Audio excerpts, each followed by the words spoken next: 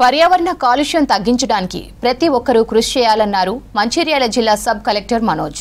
వినాయక చవితి సందర్భంగా మట్టి విగ్రహాలను పెట్టాలన్నారు.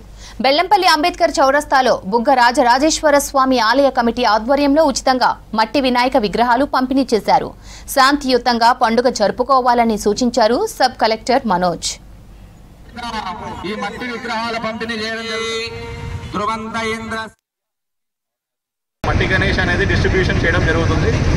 అందరూ కూడా మట్టి గణేష్ని వాడి, ఎందుకంటే మనం నిమజ్జనం చేసేటప్పుడు ఈ ప్లాస్టర్ ఆఫ్ ప్యారిస్తో ఏదైతే మనం నిమజ్జనం చేస్తామో వాటి వల్ల వాటర్ బాడీస్ అనేవి కొంచెం ఇబ్బంది కలుగుతుంది. వాటర్ బాడీస్లో కెమికల్స్ కానీ అది కానీ మళ్ళీ ఆ వాటర్ బాడీస్ వల్ల మనమే ఎఫెక్ట్ అవుతాం. సో ఇప్పుడు ఈ మట్టి గణేష్ ఏదైతే మనం నిమజ్జనం చేస్తామో, ఏదైతే మట్టిని తీసి మనము గణేష్గా చేస్తామో దాన్నే మళ్ళీ తిరిగి నీళ్ళల్లో వేసిన తర్వాత అదే మట్టిగా మారడం జరుగుతుంది. కాబట్టి ఈ బెల్లంపల్లి సబ్ డివిజన్లో అందరూ కూడా మట్టి గణేష్